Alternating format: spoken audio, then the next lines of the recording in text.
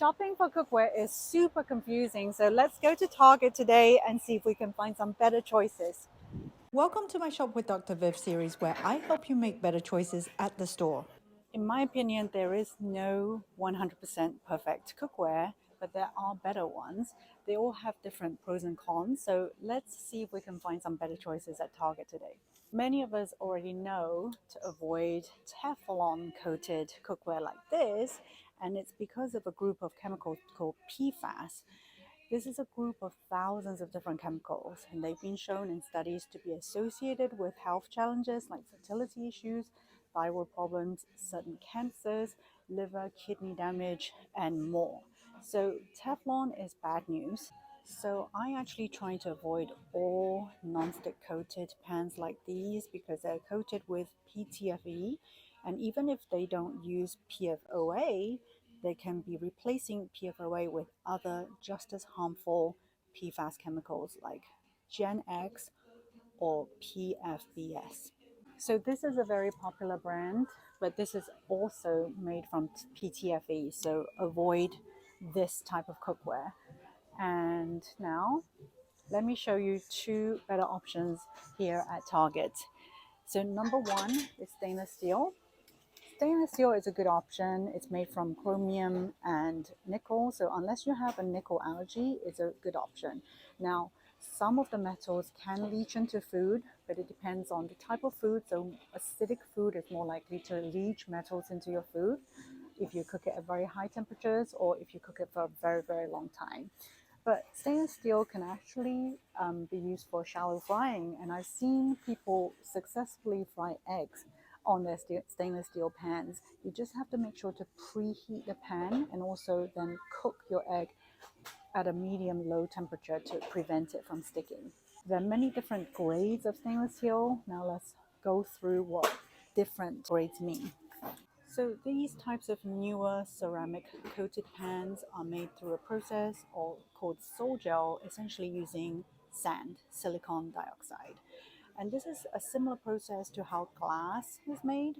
So it sounds pretty safe, but we don't yet know what else is added to this material to, for example, make it look this color or this color.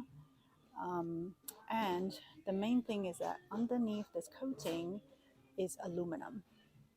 So if your pan is scratched, your food might be coming into contact with aluminum. It's a heavy metal. We don't yet know the health consequences of that, but I try to avoid it. Now, there's some pretty expensive ceramic coated pans on the internet, but these are quite well priced.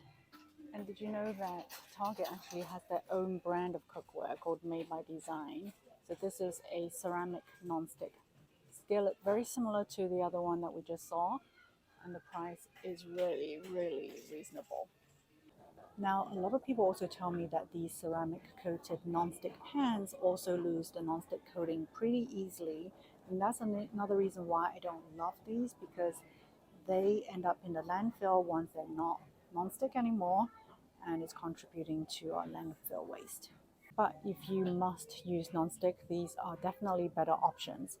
Now, there's no reason to use these non-stick pans if you're using liquid to cook. So for things like stew or soup or cooking a pasta where food doesn't stick, stainless steel is a much better option. And here's the second option that I do like: 100% pure cast iron pan.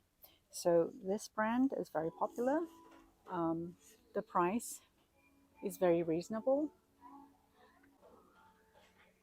Now, the only thing though is that you do have to season these in order for them to become non-stick.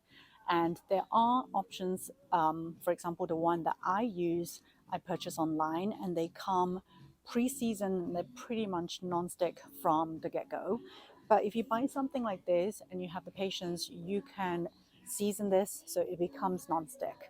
Now, the only caveat with cast iron is that I try to avoid cooking acidic foods in these because acidic food, as I mentioned earlier, encourages the leaching of heavy metals or metals into your food. In this case, it can encourage the leaching of iron into your food, which If you are already high in iron or have medical conditions, may be too much. There's also a school of thought that says that the seasoned layer on top of cast iron is essentially oxidized oil. We don't fully know yet what that means, but I try to use oil like avocado oil to season my pan, which has a higher smoke point. Now you'll also find enameled version of the stainless steel or cast iron pan that I just showed you. I'm not a fan of these just because I don't know what the coating is made of. And there's some reports showing that they may leach heavy metals like cadmium and lead. So the jury is out in these, and I try to just get stainless steel or cast iron without the enamel coating. And if you really want to use an enameled pan, reach out to the company and ask them to see the leach testing report.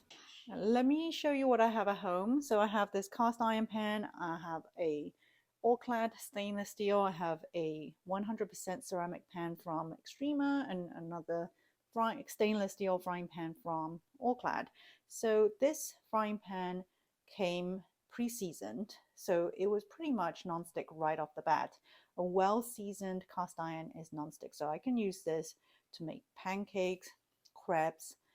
It's perfectly non-stick, and I use this for making soup, stews, and then I like to use this for anything acidic because this pan has been leach tested according to California Prop 65 standards, which is a very stringent standard. So anything acidic, I like to use my ceramic pan for this. And then this, I also do some shallow frying in it. The key with stainless steel is that you've got to heat it up. You've got to preheat it, which closes the pores and which kind of makes it more nonstick. And you preheat it before you add your oil, and then you cook it on low medium. Like, share, and subscribe if you found that helpful, and let me know in the comments what you'd like me to review next.